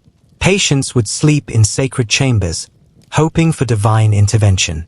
Priest-doctors in these temples performed rituals, gave spiritual guidance, and distributed holy water or herbs. Healing was as much a pilgrimage as a prescription. Women in medicine. While most physicians were men, evidence suggests some women practiced medicine, especially midwifery and gynecology. The Kahun Gynecological Papyrus, circa 1800 BCE, is the oldest known medical text focused on women's health. It includes diagnosing pregnancy by urine color, using crocodile dung pessaries as contraception, yes, really, identifying reproductive diseases, These treatments may seem odd today, but they reflect a systematic approach to women's health. Female healers were respected in certain periods. The title Lady Director of Physicians appears in tombs. Though rare, they existed. Legacy and influence. Egyptian medicine influenced Greek and Roman practice. Hippocrates and Galen studied Egyptian methods. Many Egyptian texts were preserved in Alexandria's libraries and later translated. Their holistic, spiritual approach survived in medieval and even modern healing traditions. Some herbal remedies still have value today. Their belief in treating the whole person, body, mind, and soul, is echoed in contemporary holistic medicine. The ancient Egyptians were not just builders of stone, they were keepers of the body. Their medicine, grounded in observation and enriched with magic, represents one of the earliest organized approaches to healing. From the pulse of a patient to the whisper of a spell, they listened to the signs of life. In Egypt, healing was not just a science. It was a sacred art. Ancient Egyptian economy. As the Nile winds its graceful way through the desert, it does more than shape the land. It drives the heartbeat of commerce. Ancient Egypt was not isolated behind walls of sand and stone. It was vibrant, connected, and ever in motion. Goods flowed like the river, in and out of cities, temples, villages, and beyond its borders. Trade was not merely an economic necessity, it was a pillar of civilization, a source of prosperity, status, diplomacy, and divine favor. In this segment, we explore the bustling world of ancient Egyptian commerce, how trade routes pulsed with activity, how currency evolved without coins, how markets echoed with deals and disputes, and how wealth and goods built an empire that would endure for millennia. Let us walk into the bazaar of history, where silence meets transaction. The concept of wealth in ancient Egypt. To understand trade in ancient Egypt, we must first understand how Egyptians viewed wealth. Unlike modern societies built around cash and banking, ancient Egypt operated largely on a system of barter, obligation, and resource management. Wealth was measured in grain, land, livestock, and labor, the essentials of life. Owning fertile land or having rights to a field near the Nile was a mark of status. Grain silos were both food reserves and economic stores. Livestock, especially cattle, were mobile assets. Gold, lapis lazuli, and incense were certainly prized, but more as signs of luxury or divine association than daily currency. Even temples functioned like corporations, managing land, collecting tribute, storing wealth, and distributing it through complex administrative networks. Economics in Egypt was about order, a reflection of Mat, the divine balance. Trade without coins, barter and valuation. For most of Egyptian history, coinage did not exist.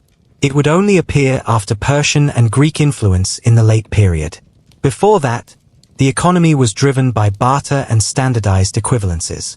For instance, a sack of grain might equal 2 pairs of sandals. A goat could be worth 50 deben, a unit of weight, about 91 grams. A copper tool might be worth 3 days of labor. Scribes and traders used the deben as a unit of measure, not for coins, but to weigh goods like metal, grain, and cloth. In temple and royal accounts, goods were often listed in deben of silver or copper to estimate relative value. Receipts, agreements, and inventories were recorded, not with cash, but with commodity values. This system, though complex, allowed Egypt to function with a highly efficient internal economy. The marketplace, daily trade and urban exchange. Step into the marketplace of Thebes or Memphis. The air is thick with the scent of roasted fish, onions, and lotus perfume. Sellers shout from wooden stalls. Children weave through the crowd. Bargains echo across stone courtyards. Markets were lively, essential centers of commerce. Most towns had public areas where farmers, fishermen, artisans, and traders gathered to buy, sell, and barter. What might you find? Fresh produce, onions, garlic, lettuce, figs, dates. Fish and meat, tilapia, duck, beef, goat. Baked goods, barley loaves, cakes, honey pastries. Crafts and tools, pottery, linens, baskets, bronze knives. Imported luxuries, myrrh, ebony, lapis lazuli, cedar wood. Transactions were conducted in person, usually without fixed prices. Women were often key market participants, selling goods they produced at home or gathered from gardens and rivers. Deals were made, disputes handled by local officials, and payments sometimes delayed or recorded in writing by scribes. Markets were more than economic zones. They were social hubs, news centers, and cultural crossroads. Long-distance trade, from Nubia to the Levant. Beyond the cities, Egypt's economic heart pulsed through its trade routes.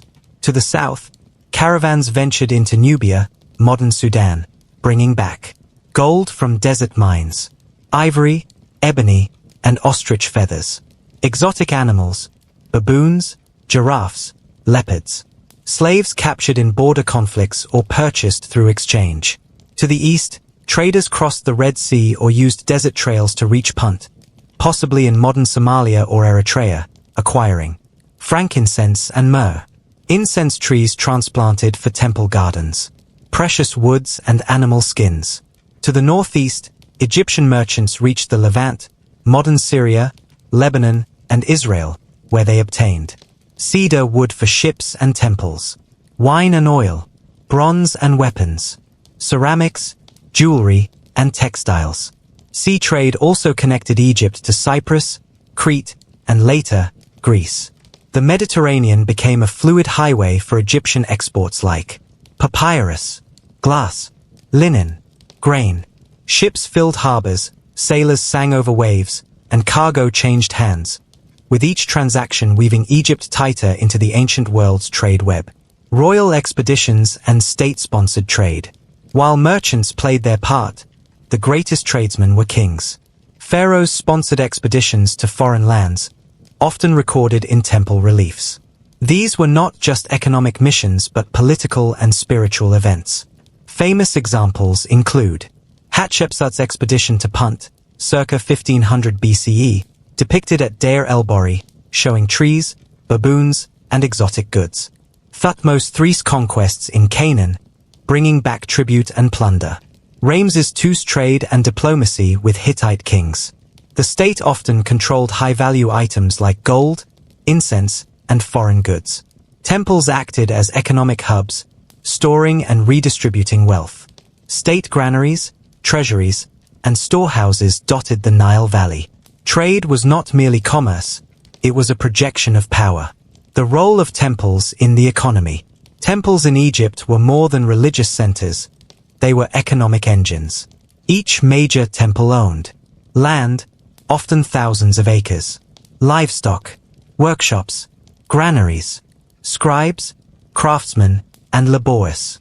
The Temple of Amun at Karnak, for example, employed hundreds, if not thousands, of workers. Temples collected offerings, food, cloth, wine, taxed local production, and redistributed goods to staff and priests. They engaged in linen production, bakery and brewery work, craftsmanship, amulets, statues, storage and lending. Temples were so economically powerful that they often rivaled the king in local influence. A priest was not only a spiritual figure, but often an estate manager. Internal trade and specialization. Within Egypt, trade thrived between regions and professions. Upper Egypt might trade stone, limestone, granite, gold, papyrus. Lower Egypt might offer fish, grain, salt. Desert regions brought ores, copper, turquoise, stone for carving. Artisans specialized in pottery from Aswan, jewelry from Fayum, perfumes and oils from Memphis. Goods moved via Nile boats, the main highway, donkeys and ox carts, human porters in tight quarters. Markets were linked through formal and informal networks, including family ties, temple systems, and administrative routes. Traders and merchants. Who were they? Unlike scribes or priests, merchants had no fixed rank. Some were independent traders, others were state agents or temple staff. Merchant roles included caravan leaders, managing overland trade to Nubia or the Sinai. Ship captains, overseeing Nile and sea trade. Interpreters, vital for foreign trade. Diplomatic envoys, blending trade with negotiation. Women could be traders, especially in markets. Temple women often managed food supplies or goods. Some records show female brahms, bakers, and textile sellers. Merchants were middle class, respected, necessary, but not elite. Their success depended on savvy, negotiation, and the favor of powerful patrons. Imports and exports. What moved where? Exports from Egypt. Grain, papyrus, linen, glass and faience, stone, alabaster, granite, beer and wine, religious goods, amulets, statues. Imports to Egypt. Wood, cedar, juniper. Metals, bronze, silver, tin. Precious stones. Incense and spices. Exotic animals and feathers. Luxury goods, mirrors, perfumes, cosmetics. Trade balanced survival with status. The essential and the opulent both flowed through Egypt's markets. Letters, contracts, and trade records. Commerce left its mark not only on papyrus but on ostraca, shards of pottery or limestone used for note-taking. Trade documents included delivery receipts, loan contracts, marriage dowry lists, labor rosters, inventory scrolls. Scribes were everywhere, in markets, on docks, in warehouses. Their quiet hands made the economy legible, and their records, miraculously preserved in Egypt's dry climate, offer us a window into real lives, real deals, and real disputes.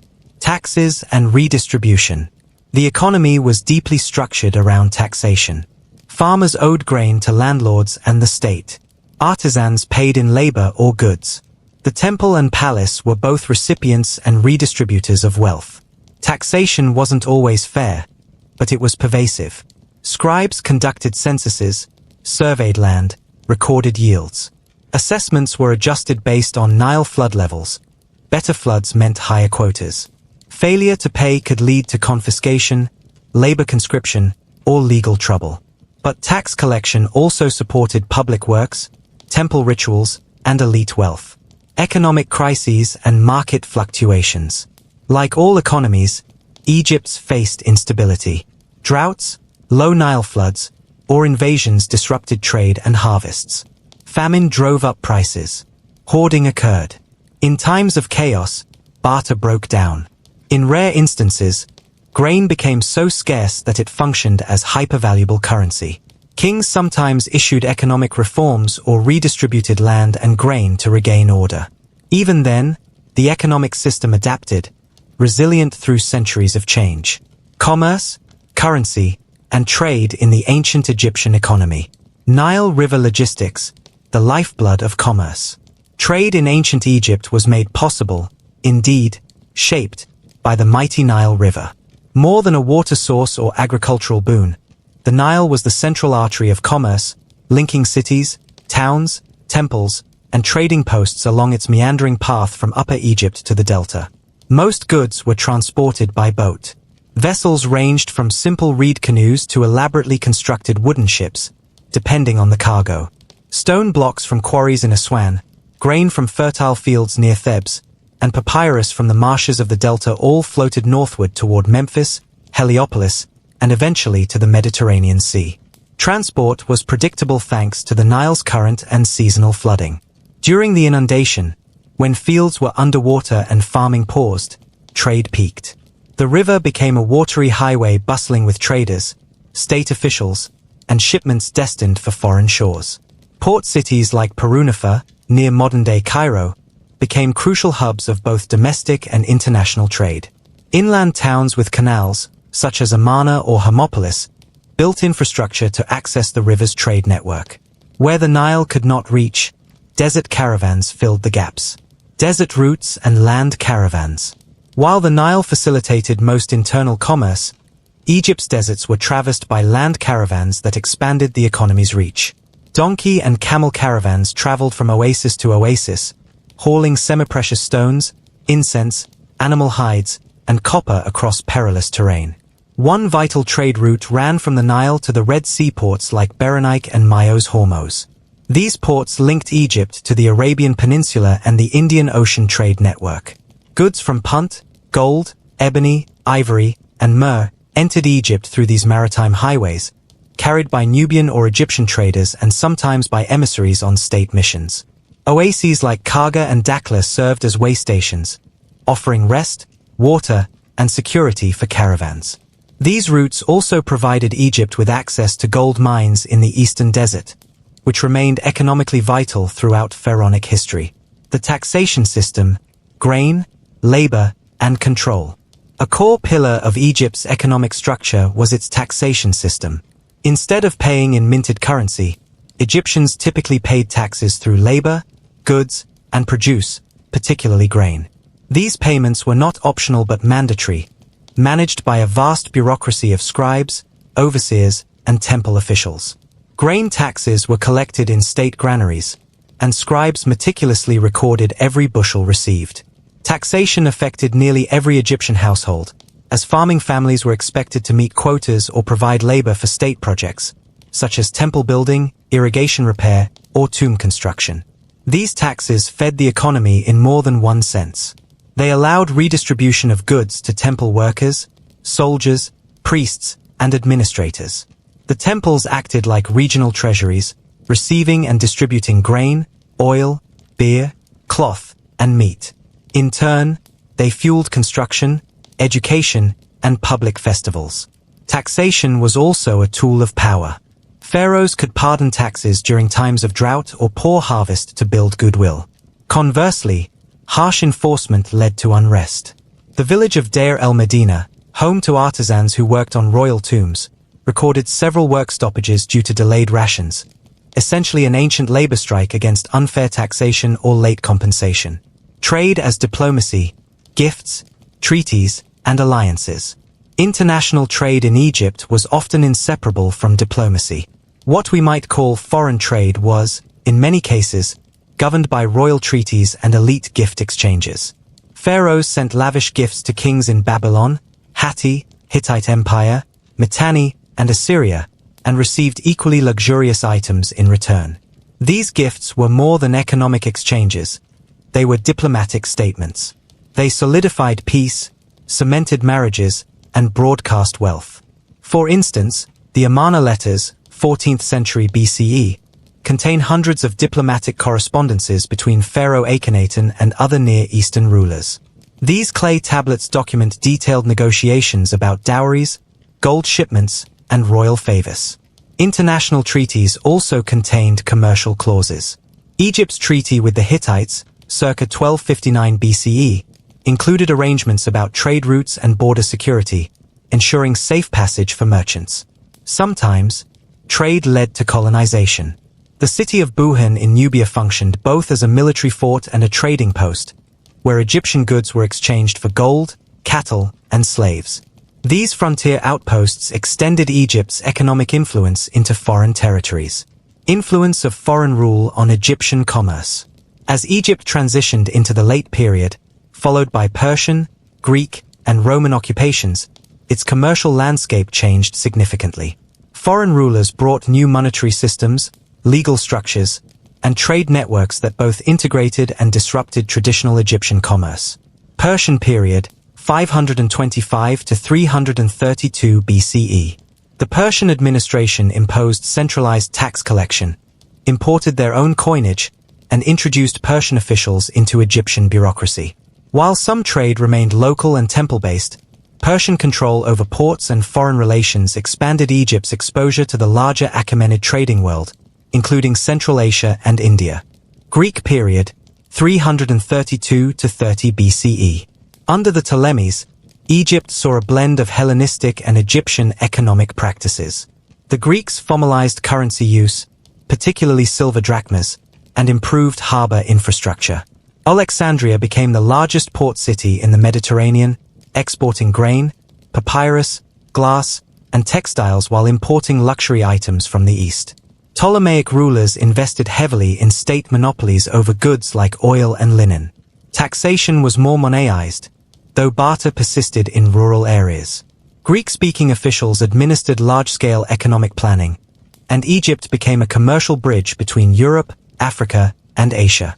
Roman period, 30 BCE, 395 CE. When Egypt became a Roman province, its economy was fully integrated into the Roman imperial system. Egypt served as the breadbasket of the empire. Its grain fed Rome itself. The Romans also extracted taxes in coin, accelerated mining operations, and expanded Red Sea trade with India. Roman Egypt saw a proliferation of merchants, guilds, and tax farmers. Ports like Berenike flourished under Roman protection, shipping spices, gems, and pearls across the empire. Egypt's commerce remained vibrant, but it was now aligned with Roman imperial needs rather than local autonomy. Lasting legacy of Egyptian commerce. Ancient Egypt's economic model left a lasting imprint on world history. The use of grain as currency, the role of state-sponsored trade, the integration of religious institutions into the economy, and the development of sophisticated transport networks became blueprints for later civilizations. The Nile's commercial system inspired water-based economies throughout Africa and the Near East. Egyptian scribal record-keeping laid foundations for administrative accounting, and the concept of temples as economic engines carried forward into Greek sanctuaries and medieval monasteries.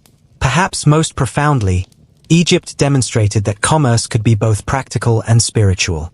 The exchange of goods was never merely transactional. It was tied to religion, power, and cosmic balance. As we close this long and intricate segment, let us drift gently into sleep with the image of boats bobbing on moonlit waters, scribes counting bundles of flax by torchlight, and the rustle of papyrus in the breeze. The marketplace grows quiet. The docks settle into silence. And the ancient economy, so full of life and order, continues its endless rhythm, in memory, in history, and in dreams. Art, culture, and leisure in ancient Egypt. Introduction to the aesthetic soul of the Nile. Ancient Egypt was not merely a land of rigid bureaucracy and monumental labor. It was a society steeped in art, symbolic meaning, and leisurely pursuits. From the grandeur of temple reliefs to the painted walls of tombs, from music echoing in bustling markets to the tranquil pastimes of upper-class villas, Egyptian culture provided both expressive beauty and a break from the rigors of subsistence. Art in ancient Egypt was not art for art's sake. It was functional, sacred, and hierarchical, much like the society itself. Yet within its strict conventions lay a universe of creativity, divine scenes, playful animals, and joyous banquets, all frozen in rich pigments across millennia. This segment explores the full scope of Egyptian cultural expression, revealing what leisure meant to both elite and commoner, how art functioned as magic, and how music, games, dance, and poetry sustained the human spirit beside the slow, eternal Nile. Visual art, from sacred symbols to everyday life. Religious iconography and divine proportion. Egyptian visual art was deeply entwined with religion. Tombs, temples, and stelae, stone slabs, were adorned with scenes depicting gods, goddesses, rituals, and the journey to the afterlife. Artists adhered to strict canon rules. Figures were drawn in composite perspective, head in profile, eye full frontal, torso facing forward, legs in profile, because these positions best represented the body's essential features. Proportion was not a matter of preference but of law. The ideal human figure was drawn according to a grid system, typically 18 squares high from feet to hairline. Deviation from this standard was rare, and the grid reflected an underlying belief in order, or marat, that governed all aspects of life.